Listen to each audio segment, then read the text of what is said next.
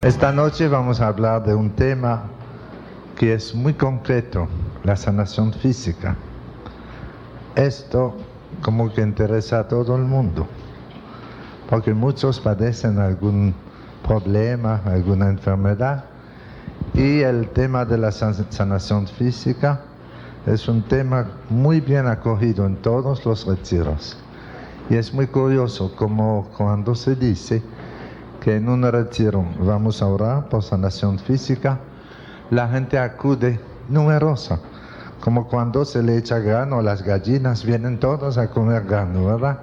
Y la sanación física es un don de Dios, un carisma que el Señor está renovando en la Iglesia Universal y que viene a fortalecer la evangelización.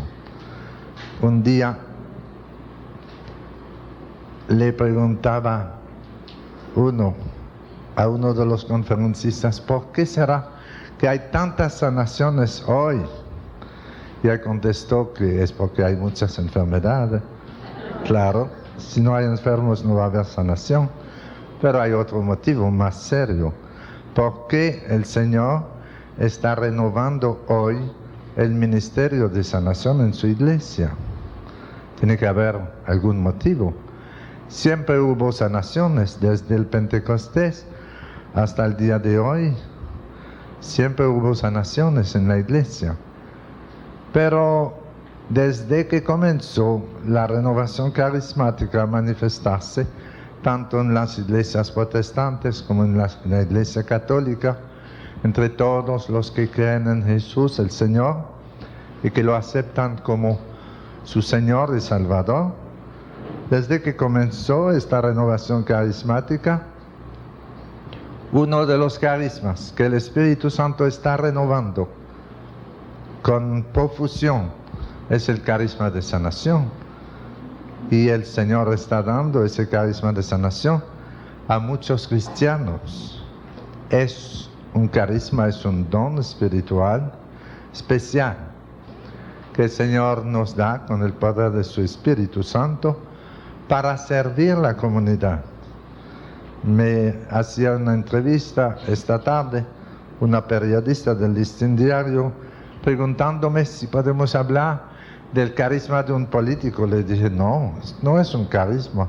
Hay políticos que tienen dones naturales de líder, de oradores, dones para manejar bien la cosa pública, pero eso no es un carisma. Hay mucha confusión. Un carisma es un don espiritual. Podemos hablar del carisma de la vida religiosa que reciben algunas personas para servir la iglesia a tiempo entero, para consagrar su vida entera al servicio de la iglesia. Podemos hablar del carisma de la profecía, del carisma de sanación, de milagros, son dones espirituales. Pero no podemos hablar del carisma de un pelotero, eso es un don natural. El pelotero, el músico que toca bien música es un don natural y más ensaya su música, mejor músico va a ser, ¿verdad? Y así el pelotero va a ser mejor pelotero con el ejercicio, pero son dones naturales. Y así como los dones naturales se desarrollan a través del ejercicio, así los carismas van creciendo a través del ejercicio. Más se ejercita un carisma, más se desarrolla. Y el ministerio de sanación se está renovando en la Iglesia Universal, en todas partes. No es que no había sanaciones antes, pero la confusión era que muchos pensaban que si uno conseguía sanación a través de su oración, era por su santidad, y ahora nos damos cuenta que no es por la santidad, especialmente los que tienen el carisma de sanación, nos damos cuenta que no es cuestión de santidad, es un don gratuito que el Señor nos da para servir. Un carisma no es un signo de santidad, pero el buen uso de un carisma nos santifica, porque es un servicio, y cuando lo hacemos por amor, eso sí nos santifica. Y el carisma de sanación es un don muy bueno para los demás, pero para uno no es siempre bueno, porque nos está amarrando. Donde quiera que uno va, Padre, venga, tenemos un enfermo y voy a aprovechar que usted está aquí para... Otro me invita, venga a mi casita al lado de la playa, ahí usted va a descansar y va a estar bien, y a veces uno lo cree y se va a descansar. Y llegando ahí dicen, bueno, Padre, no queremos abusar de usted, pero tenemos nuestra abuelita que vive vecina aquí, que está enferma. Si usted quiere, vamos a visitarla. Así le pasó a la persona que fue a orar por mí al hospital en Quebec cuando yo estaba enferma, muy enfermo. Ella iba de vacación a pasarse 15 días, donde mi hermana y mi cuñado, que viven al lado de un río, y habían dicho, ven a descansarte. Y cuando llegó, mi cuñado le dijo, Madame Cachudal, la señora Cachudal tiene un carisma de sanación todavía, muy conocido en Canadá. Y mi cuñado le dijo, usted aquí va a descansar todo lo que quiere, pero esta mañana, si usted quiere, vamos a ir a Quebec, al hospital, solamente 2 horas en automóvil, para visitar a mi cuñado que acaba de llegar de Santo Domingo y está muriéndose de tuberculosis. Y la pobre señora que iba a descansar, era un día de verano muy caliente en julio, tuvo que comenzar sus vacaciones yendo 2 horas en automóvil a visitar a un pobre misionero que estaba muriéndose en un hospital. Y fueron 5. Ella y el esposo y su hijo que iban de vacación donde mi hermana. Mire qué trampa. Si ella hubiera dicho, bueno, yo vengo aquí de vacación, no vengo aquí para ir a orar por los enfermos, ahí me quedaba yo, ¿verdad? Pero ella aceptó ir con su esposo, su hijo, mi cuñado y mi hermana. Fueron los 5 a visitarme al hospital a Quebec. Yo acababa de llegar de Santo Domingo, muriéndome de tuberculosis. Yo estaba flaquito, como un mosquito.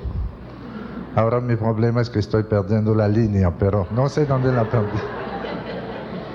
Y llegaron al hospital y yo estaba muy mal, muy enfermo. Y me dijeron que habían entrado en la renovación carismática. Y yo en aquel tiempo no tenía una opinión muy buena de los carismáticos. Yo pensaba que eran gente exagerada, porque en la capital dominicana había 2 o 3 grupos de oración. Y yo nunca había participado en un grupo de oración, pero me habían contado cosas, que levantaban las manos y que hablaban un idioma raro, y nosotros nos burlábamos de los carismáticos. Y entonces, cuando me dijeron que estaban en la renovación carismática, yo no dije nada por educación, los respeté, pero tenía ganas de reír un poco. Porque en aquel tiempo yo pensaba como un sacerdote de mi país que decía, no voy a decir que todos los carismáticos son locos, pero en mi parroquia todos los locos entraron en la renovación carismática. Así, imagínense qué opinión tenía yo. Y me dijeron que habían entrado en la renovación carismática y que la señora Cachudal tenía el carisma de sanación, y yo no sabía lo que era eso. Comencé a pensar en los brujos de Samaná. Yo pensé, será una bruja a lo mejor. La verdad es que yo no sabía lo que era un carisma de sanación. Durante mis estudios de teología nunca nos hablaron de eso. Esa renovación carismática se manifestó en la Iglesia Católica a partir del 18 de febrero del 1967. Y yo vine aquí en el 56, en tiempo de Trujillo. Nunca lo vi a Trujillo en persona, pero lo veía en la televisión y me bastaba. Yo nunca lo vi así, pero llegué en tiempo de Trujillo.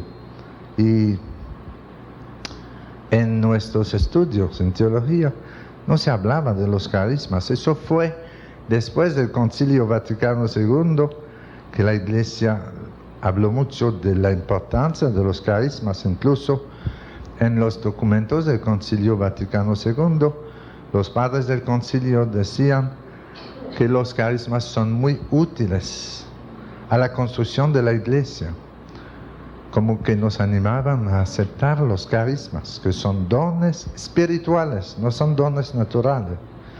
Entonces ellos me dijeron: hemos venido a orar por usted para pedir al Señor que lo sane, y así usted podrá volver a trabajar en Santo Domingo, en su apostolado. Y yo, enfermo como estaba, yo no iba a rechazar la oración, ¿verdad? Yo dije: está bien. Y yo estaba sentado en mi sillita al lado de mi cama. Y dijeron: vamos a hacer lo que dice el Evangelio. Impondrán las manos a los enfermos y estos quedarán curados. Y vamos a orar por usted. Y yo me recuerdo siempre, como si fuera ahora, que se acercaron y me pusieron las manos sobre la cabeza y sobre los hombros. Y comenzaron a orar por mí. Y yo me sentía tan ridículo debajo de ellos. Yo nunca había visto eso, de poner la mano sobre la gente así. El único que me había puesto la mano a mí era mi obispo cuando me ordenó sacerdote. Pero esas mujeres ahí imponiéndome la mano sobre la cabeza y esos hombres sobre los hombros. Y me di cuenta que mi puerta estaba abierta y la gente pasaba en el pasillo y miraba qué será lo que está pasando aquí. Y sentí pena y dije: si quieren vamos a cerrar la puerta. Y corté la oración. Miren qué fe tenía yo. Me preocupaba más de lo que iban a decir los vecinos en el hospital, mis vecinos de habitación, que lo que el Señor iba a hacer. La suerte que el Señor no se llevó de la fe mía, porque ahí me quedaba yo. Pero ellos tenían fe. Y una señora fue a cerrar la puerta, dijo: sí, como no. Y volvió, pero ya Jesús había entrado. Y siguieron orando por mí y el Señor me sanó. Y me sanó en 3 días, 3 o 4 días. De lo que el médico me había dicho después de examinarme seriamente, que tal vez con 1 año de tratamiento yo iba a regresar a mi casa. Era la única esperanza que me daban. Y tenían radiografía de mis 2 pulmones heridos por la tuberculosis. Me perdonen que le cuente eso porque aquí hay algunos nuevos. Los viejos saben mi testimonio de memoria, podrían venir aquí y seguir diciendo lo mismo, pero hay otros que no. Y entonces le digo que el médico, asombrado por lo que me pasaba a los 3 o 4 días, yo estaba respirando bien, ya no tenía ese problema, que me estaba asfixiando con esa tuberculosis, como que los pulmones eran como tubos de un carro, la goma, cuando está pinchado se va vaciando, y así mis pulmones se estaban vaciando por las heridas en los pulmones, y ya estaba respirando bien, y me estaba volviendo el apetito, y dormía bien, y el médico no entendía lo que me pasaba. Y antes de comenzar los tratamientos, dijo: vamos a pasar otra radiografía a ver. Y pasó otra radiografía, y en la nueva radiografía se ven los 2 pulmones perfectamente sanados, bien cicatrizados. Y es por eso que estoy aquí esta noche, para decirle a ustedes el poder de la oración. Y el Señor nos sana con la fe que tenemos. Yo no tenía mucha fe en que me iba a sanar, pero los que oraban por mí sí tenían fe. La sanación a veces es la respuesta de Dios a la fe de un enfermo. Otras veces es la respuesta de Dios a la fe de los que oran por el enfermo, como fue el caso mío. Ellos tenían fe en que el Señor me iba a sanar. Y la señora que tenía el carisma de sanación sabía que en otras oraciones ella había visto sanaciones hermosas. Y a veces la sanación es un llamado a la fe. Así que el Señor no está sometido a nuestras estructuras. Como repito, a veces es una respuesta a la fe del enfermo. A veces es una respuesta a la fe de los que oran por el enfermo. Y otras veces es un llamado a la fe. Como estaba predicando en el Japón y un hombre fue a buscar a su esposa durante la misa de sanación. Teníamos el retiro en un teatro grande. En Tokio no tienen casa de retiros como aquí, es un país que no es muy cristiano, tienen más teatros que casa de retiros. Y teníamos el retiro en un teatro. Ellos son 119 millones de habitantes en el Japón. 119 millones de habitantes. Y hay solamente 500,000 de católicos. Y más o menos 500,000 de protestantes. Y entonces, terminado un retiro, teníamos una misa de sanación, como vamos a tener mañana por la noche. Y un hombre pagano, que no era ni bautizado, fue a buscar a su esposa al terminar el retiro. Y ese hombre sufría mucho del estómago, tenía grandes problemas estomacales. Y él llegó justo durante la comunión, entonces se sentó atrás, esperando que todo eso terminara, para él llevar a su esposa, que es católica, y él era pagano. Y durante la oración por los enfermos, ese hombre se sanó de su estómago. Él no tenía fe, no era ni bautizado, pero para él ha sido un llamado a la fe. Él salió de la misa muy asombrado y comenzó a comer y no tenía más problema. Y a los pocos días estaba contando su sanación a todos sus amigos y después pidió comenzar a estudiar en un curso de preparación al bautismo. Para él un día también ser católico. Para él fue un llamado a la fe. Por eso les digo que Jesús no está sometido a nuestras estructuras. Él sana gratuitamente. Pero cuando hay fe en la asamblea, notamos que las sanaciones son más numerosas. Entonces salí del hospital sano hasta el día de hoy. Ya van 21 años. Cuando salí del hospital, el que había sido mi superior provincial dijo a mis compañeros: el padre Emiliano tiene mucha imaginación, yo fui su profesor y él se imagina que está sano, pero cuídenlo bien. Cualquier día de estos va a volver al hospital, porque él se imagina que está sano. Y cuando supe eso, no estaba muy contento de su opinión, pero me quedé callado. Y pasaron los meses. Y en el mes de enero yo fui a visitarlo. Y era un día de invierno, había nevado y era un día de mucho sol. Y era muy bonito, la temperatura hermosa.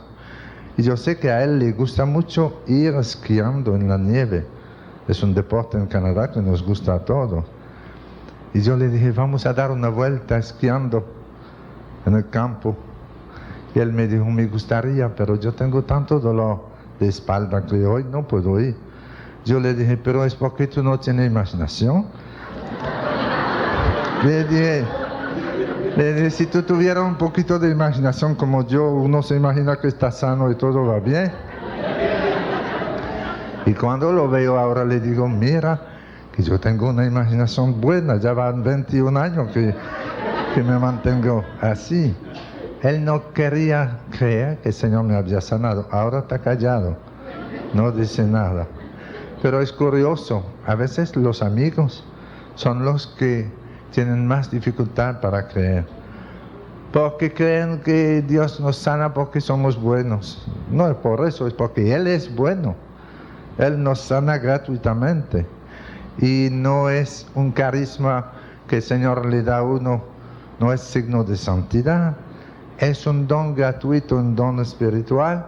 Y si lo ponemos al servicio de la comunidad, eso nos santifica porque es servicio. Le voy a dar una prueba que un carisma no es signo de santidad. Por ejemplo, sabemos que existe el carisma de la vida religiosa, que es un carisma que tienen los religiosos y las religiosas, han recibido ese don espiritual de entregar su vida entera al servicio de la iglesia. Es un carisma.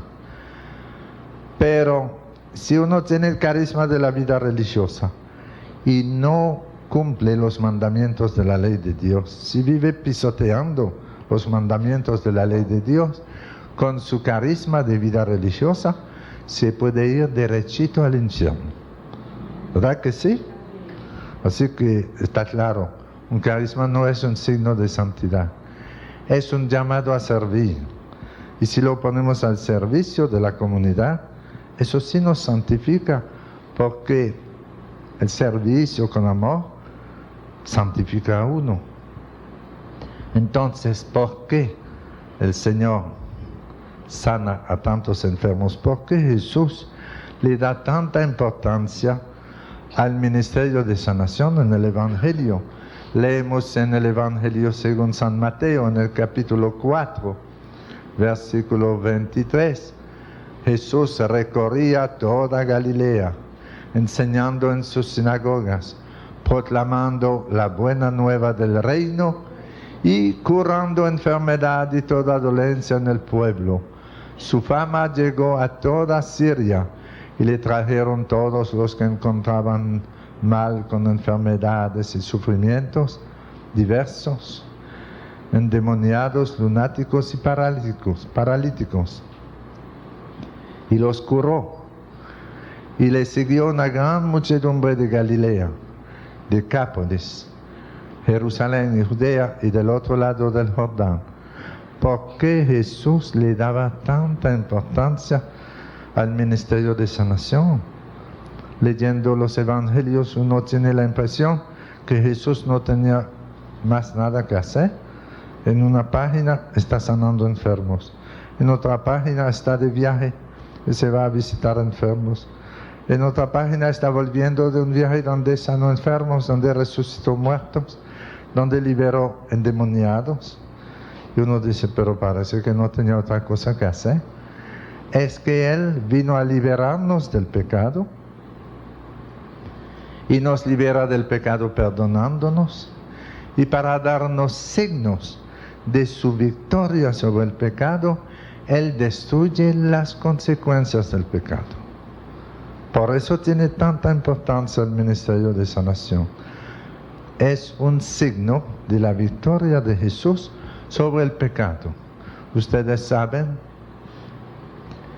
que la muerte entró en el mundo por causa del pecado original. Dice San Pablo, la muerte entró en el mundo por causa del pecado. Y en el Génesis leemos que después del pecado original, Dios le dijo a Adán, morirás de muerte.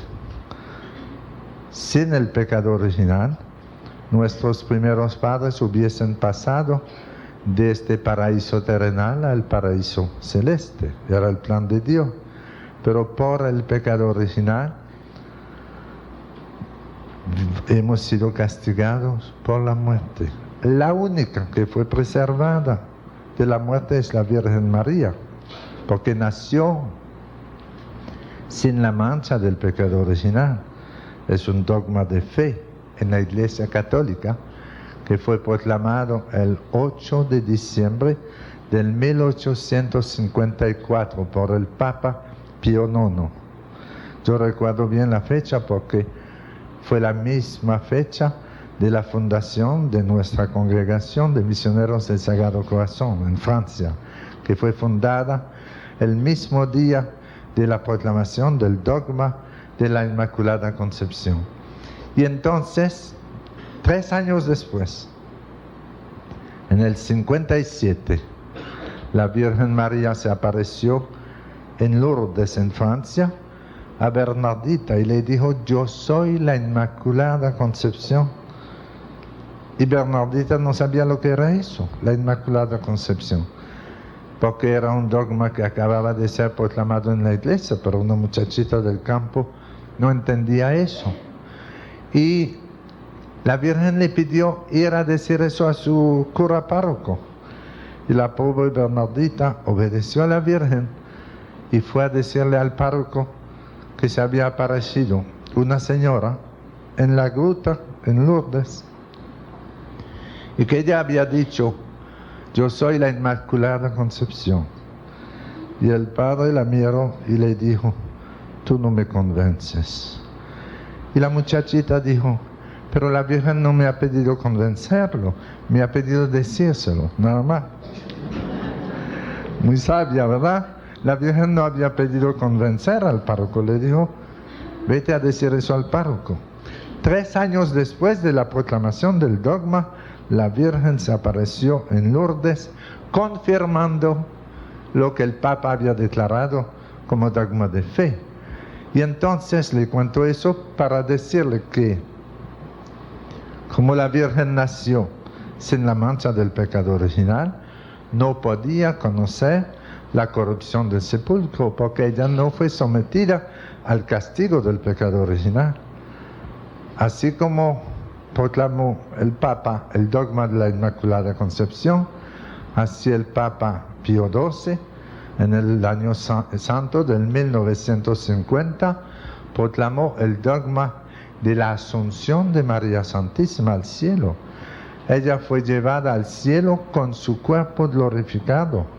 Ella no conoció la corrupción del sepulcro, porque no estaba sometida al castigo del pecado original.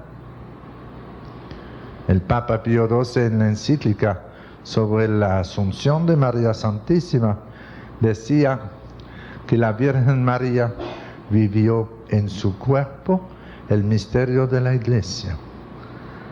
Ella se durmió una noche y fue llevada al cielo con su cuerpo glorificado.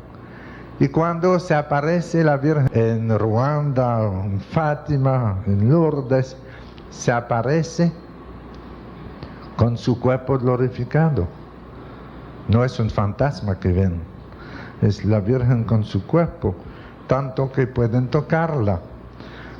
La Virgen aparece con su cuerpo glorificado.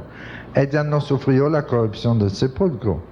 Y Jesús ha venido a rescatarnos del pecado, perdonándonos, y para darnos signos de su victoria sobre el pecado, Él sana enfermos y resucita muertos. Las consecuencias del pecado original en la humanidad son la enfermedad y la muerte. Lo dice San Pablo, la muerte entró en el mundo por causa del pecado. Fíjense qué importante es la sanación en el ministerio de Jesús. Y Él lo dijo cuando le llevaron un paralítico, entre 4 hombres que lo llevaban en una camita.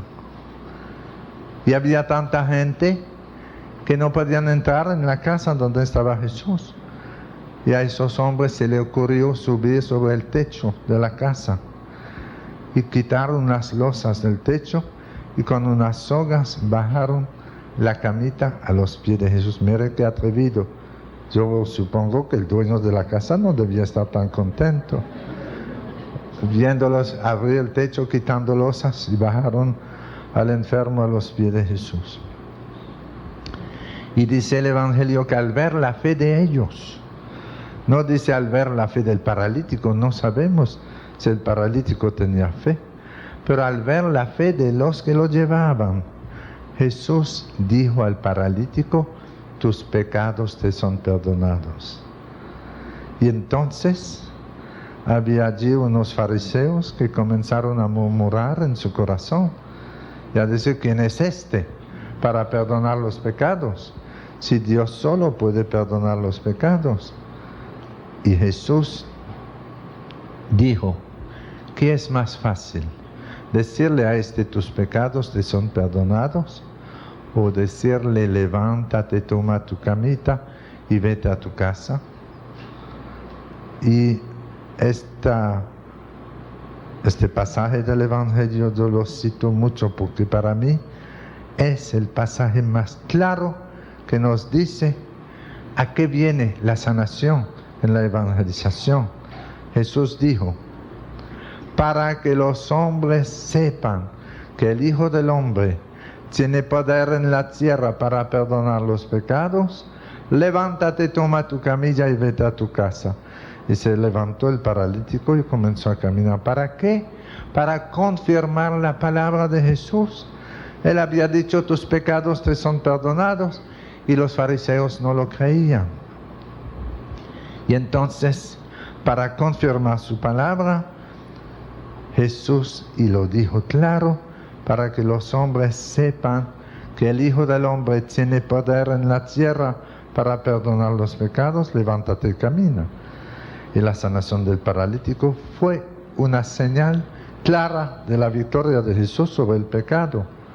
Y así Jesús sana enfermos y resucita muertos, como resucitó al hijo de la viuda de Naín, como resucitó a Lázaro del sepulcro después de 4 días, ¿verdad? Y la gran señal de la victoria de Jesús sobre el pecado fue su propia resurrección. Él salió victorioso del sepulcro para no volver a morir. Dice el Apocalipsis que Él tiene en la mano las llaves de la muerte. Él es el primogénito entre los muertos, el primer muerto que resucitó para no volver a morir. Y esa señal de su propia resurrección es la señal definitiva de su victoria sobre el pecado original. Tanto que San Pablo dice, si Cristo no ha resucitado, vana es nuestra fe. Suponiendo que Jesús, que vino a liberarnos del pecado, no hubiese podido liberarnos de las consecuencias del pecado original, podríamos decir que su victoria es incompleta. Por eso dice San Pablo, si Cristo no ha resucitado, vana es nuestra fe. Pero Él resucitó. Lo sabemos, y Él está vivo en la iglesia hoy. Y Él sigue haciendo lo mismo que hacía durante su vida pública. En San Pedro de Macorís hace 3 semanas estábamos en el centro deportivo de la UCE, de la Universidad Central del Este. Había como 2,000 personas. Y durante la oración por los enfermos, había allí una señorita de 19 años de edad que nunca había caminado en su vida, porque cuando tenía 3 meses tuvo parálisis cerebral y no caminaba.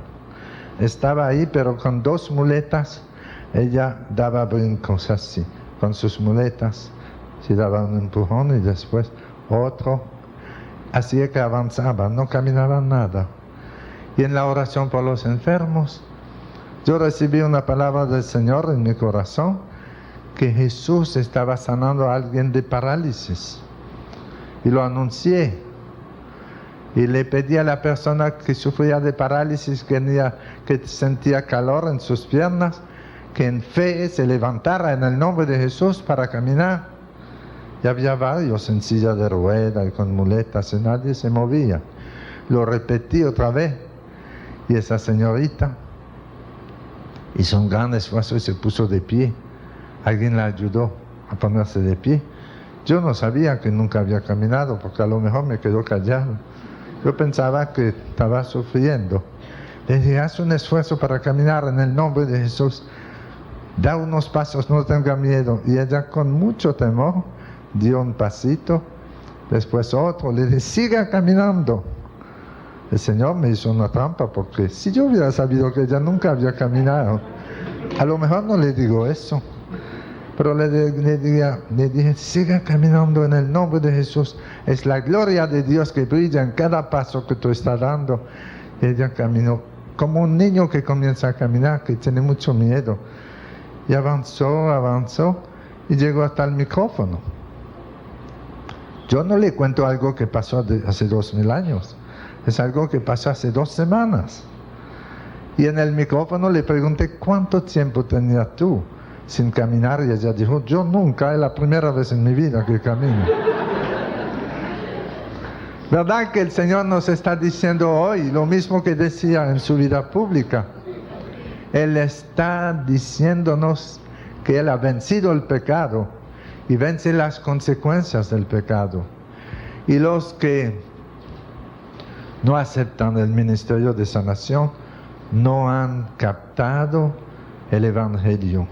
El Evangelio está lleno de sanaciones, porque Jesús vino a borrar el pecado, pero da signos de su victoria, destruyendo consecuencias del pecado y liberando a los que sufren de opresión diabólica, porque Él vino a liberar la humanidad, a sanar, a renovar la humanidad. Y Él quiere seguir hoy su ministerio en la iglesia y a través de la iglesia. Y en estos tiempos actuales, en que la fe había bajado tanto en muchos ambientes, el Señor, con el poder del Espíritu Santo, está renovando ese carisma de sanación. Aquí mismo hay muchos de ustedes que tienen el carisma de sanación y que orando a veces tienen la alegría de ver a un enfermo sanarse. Algunos creen que yo soy un caso único. No, yo firmo E.T., pero no quiere decir extraterrestre, quiere decir Emiliano Tardif, E.T. No soy un extraterrestre. Porque una vez uno me pidió firmarle un libro y yo firmé E.T., E.T., y él creía que era un chiste. Él me dijo, no, yo quiero que usted me lo firme, pero le dije, ese es mi nombre, no es extraterrestre, es Emiliano Tardif. Y ese carisma el Señor lo da a muchos. Aquí en la República Dominicana, ustedes saben que hay muchos laicos aquí presentes y otros que tienen el carisma de sanación.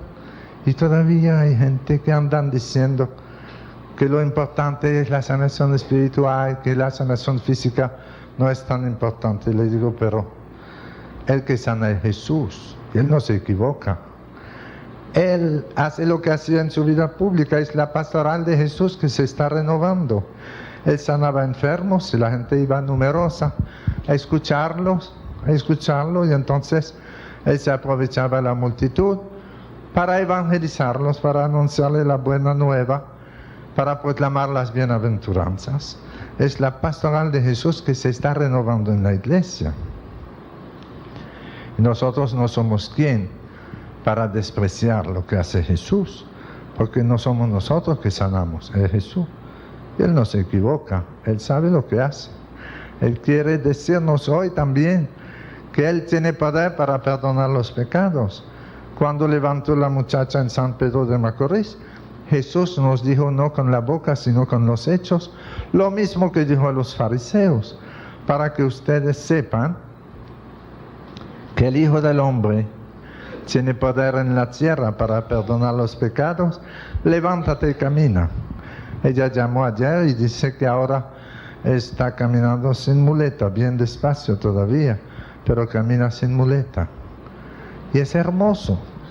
Y nosotros debemos darle gracias a Dios por ver lo que estamos viendo. La primera vez que yo vi un ministerio de sanación, después de mi sanación, yo asistí a una misa de sanación que celebraba un sacerdote carismático en Quebec. Y yo jamás en mi vida había visto una sanación. Para mí era algo muy nuevo. Y aquella noche había una gran multitud. Y el Señor sanó a 7 enfermos. Y yo estaba casi asustado, yo sentía como que el cielo estaba presente. Yo nunca había visto eso y me impresionó mucho ver 7 sanaciones. Y la gente iba a dar testimonio que uno se había sanado de una rodilla, otro del hombro, otro de la columna. Sanaciones que hoy día vemos en todas partes. Pero después de esa misa de sanación yo me fui a mi casa y aquella noche como que no podía dormir por el asombro que tuve al ver todo eso. Y eran las 1 de la mañana y todavía yo no dormía. Entonces me levanté y pensé leer un poco y tomé el breviario para leer un poco.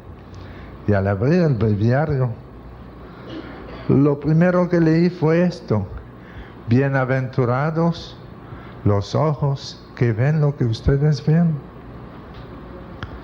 y los oídos que oyen lo que ustedes oyen, porque son muchos los reyes y los profetas que hubieran querido ver lo que ustedes ven Y no lo han visto. Y cuando yo leí eso dije, bueno, no hay por qué asustarse. El Señor dice que somos bienaventurados. Yo cerré el breviario, me acosté y dormí de una vez. No hay por qué asustarse, debemos darle gracias a Dios por ser testigos oculares de los signos que Jesús daba durante su vida pública.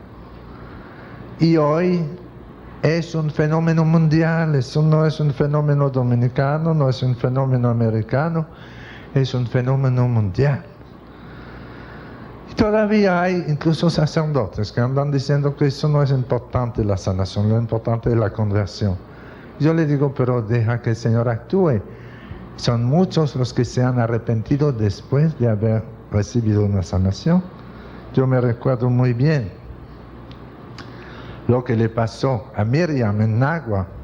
Hablo mucho de Nagua porque es el pueblo que más me gustó a mí. Yo trabajé allí como párroco y ahí fue que comencé ese ministerio de sanación después de mi sanación. Y una muchacha, Miriam, que tenía 21 años de edad, sufría del cáncer. Ella había sido operada 2 veces en el Instituto del Cáncer y todavía tenía mucho dolor. Pero ella era prostituta en Nagua. Yo no la conocía, pero muchos hombres la conocían. Yo ni sabía su nombre. Ella era una joven muy viva y una prostituta muy conocida por la gente de Nagua. Y teníamos una misa de sanación el viernes por la noche. Ella quería ir a la misa de sanación, pero le daba vergüenza por su vida. Entonces, celebramos la misa fuera de la iglesia porque había demasiada gente, en Matancita. Y ella se coló y se ocultó detrás de la empalizada que separaba el terreno de la iglesia de la casa vecina. Ahí se ocultó durante la misa de sanación. Y después de la comunión yo hice una oración comunitaria por los enfermos y recibí en mi corazón una palabra del Señor que llamamos la palabra de conocimiento. Era esta: aquí hay una señora que sufre del cáncer en el abdomen y en este momento Jesús la está sanando. Y como el grupo no era tan grande y eran gente de mi parroquia, yo pregunté, ¿quién es la señora que sufre del cáncer? Nadie contestó. Yo pensé, tal vez me estoy equivocando, pero tenía eso claro en mi corazón, una sanación del cáncer. Pensé, a lo mejor ella no lo quiere decir. Seguimos orando. Hubo otras palabras de conocimiento y las otras se han identificado, pero de la primera nada. Y el segundo día del retiro, a las 9 de la mañana ya iba yo a dar la primera conferencia, cuando se acercó una señora joven que pidió dar un testimonio. Y yo le dije, venga, ¿qué es lo que nos quiere contar? Ella dijo al público, tal vez ustedes se van a sorprender al verme aquí, porque yo soy una pecadora pública. Pero ustedes saben que yo he sido operada 2 veces del cáncer. Y quería venir a la misa de sanación ayer con ustedes, pero me daba vergüenza por la vida que yo llevaba. Y me oculté detrás de la empalizada durante la misa. Y cuando el padre anunció que alguien se sanaba del cáncer, yo sentí un calor que me invadió. Yo pensé que me iba a desmayar. Y cuando el padre pidió identificarse la persona que estaba recibiendo sanación del cáncer, ella dijo, yo no quise salir de mí detrás de la empalizada, me daba vergüenza, yo me quedé ahí. Y ese calor me duró unos minutos y desapareció. Y después se fue mi dolor y hoy yo vengo a decir públicamente que no siento más nada del dolor. Y ya no tenía miedo, ahora estaba dando testimonio delante del público. Y en la tarde se confesó. Yo le digo lo que ella dijo en su testimonio público, porque lo de la confesión no lo puedo decir. Pero ella dijo en público, en su testimonio, que ella era prostituta desde la edad de 13 años y ya tenía 21 años y sufría del cáncer. Y el Señor la sanó del cáncer. Y el sábado por la tarde se confesó. Y entonces Jesús la sanó del cáncer del alma. Había sido sanada del cáncer del cuerpo y el sábado por la tarde se sanó del cáncer del alma. Y al otro día, domingo, en la misa de clausura, el domingo por la tarde, ella fue a comulgar. Y a mí me impresionó mucho. Cuando la vi acercándose a comulgar, pensé en la historia del hijo pródigo que volvió a su casa y su padre estaba tan contento que mandó a preparar el banquete y mandó a matar el becerro gordo y a celebrar la fiesta. Y Miriam, la prostituta sanada y confesada, que ya había dado testimonio en público, recibía la comunión. No comía el becerro gordo, recibía el Cordero de Dios, el que quita el pecado del mundo. Y estaba tan feliz que el lunes fue al prostíbulo a decir a sus amigas: yo no vengo a pedirle a ustedes que salgan de aquí, vengo a hablarle de mi amigo Jesús. Y ella comenzó a contar su testimonio y que se había confesado y que estaba feliz, que había comulgado, y comenzó a hacer una propaganda tan grande que la dueña del prostíbulo se impresionó. Y Miriam le pidió permiso para comenzar un grupo de oración en el prostíbulo. Miren hasta dónde llega el Señor. Y la dueña lo permitió. Y el lunes por la noche, esas prostitutas cerraban su puerta a sus clientes y abrían su puerta al corazón de Jesús. Y un catequista marino, que ahora es miembro de nuestra comunidad, iba con Miriam a organizar el grupo de oración en el prostíbulo. Hemos visto cosa rara, ¿verdad? Era Jesús que iba a evangelizar a esas prostitutas. A partir de noviembre, cada lunes por la noche, tenían su asamblea de oración y cantaban alabaré y tengo un gozo en mi alma. Y esa noche no recibían a nadie. Y pasaron los meses. Y en el mes de mayo, Miriam, que estaba muy fervorosa, llegó a la casa parroquial y me dijo: padre, nosotros ahora queremos un retiro para las prostitutas de Nagua. Yo le dije: ¿y tú crees que hay bastante prostituta para un retiro? Yo no sabía que había tantas. Ella me dijo: bueno, yo tengo una lista de 27 que están dispuestas a hacer el retiro. Le dije: bueno, eso va a ser una novedad. Vamos a buscar un fin de semana en el centro de promoción y vamos a darle un retiro. Yo no sabía cómo iba a salir eso. Invité a María San Giovanni, a Evaristo Guzmán y a Yolanda a ayudarme, porque yo me encontraba con gente rara, ¿verdad? 27 prostitutas en un retiro. Y llegó ese fin de semana y qué bendito retiro. Cuando comenzamos ese retiro, yo miraba 27 prostitutas. La más joven tenía 14 años y las mayores tenían como 35. Parece que a esa edad más o menos pierden sus clientes. Yo no sé cómo es la cosa. Había de 14 a 35. Y entonces yo miraba eso.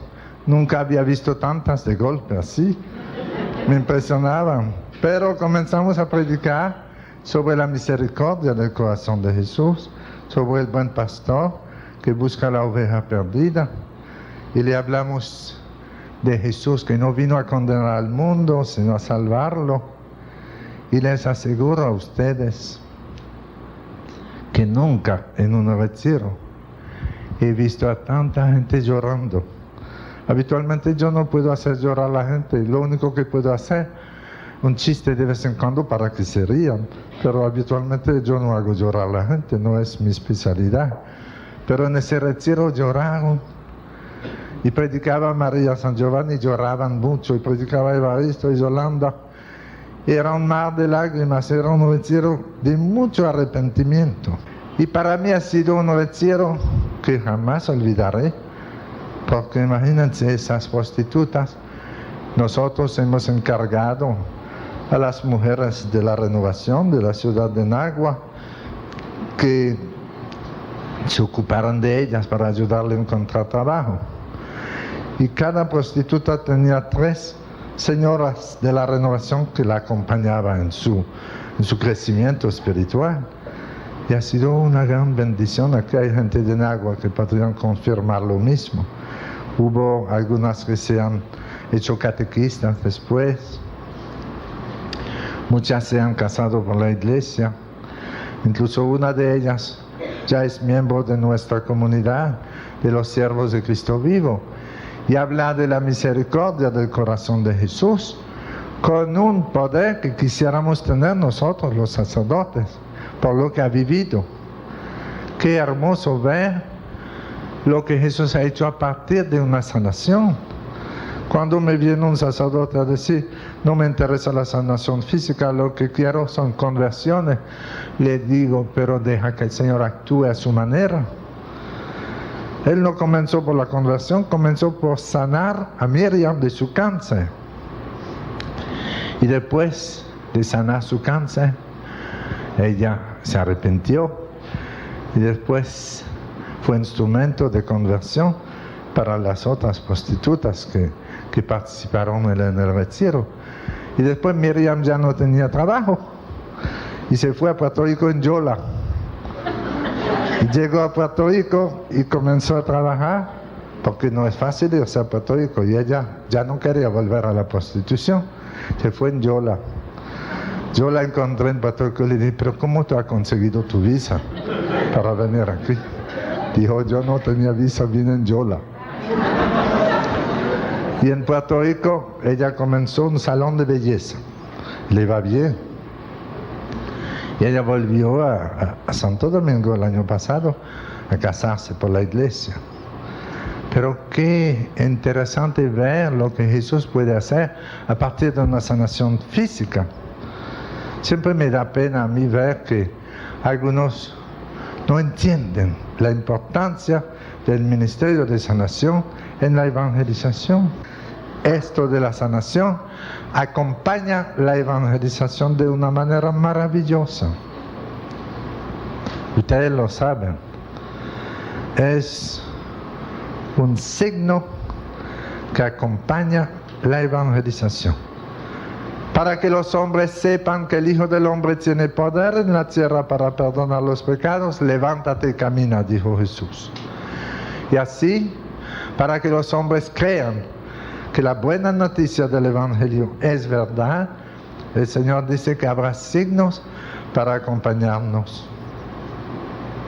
Y este signo de la sanación viene enumerado entre los signos que nos da y viene a confirmar que el Evangelio es verdad.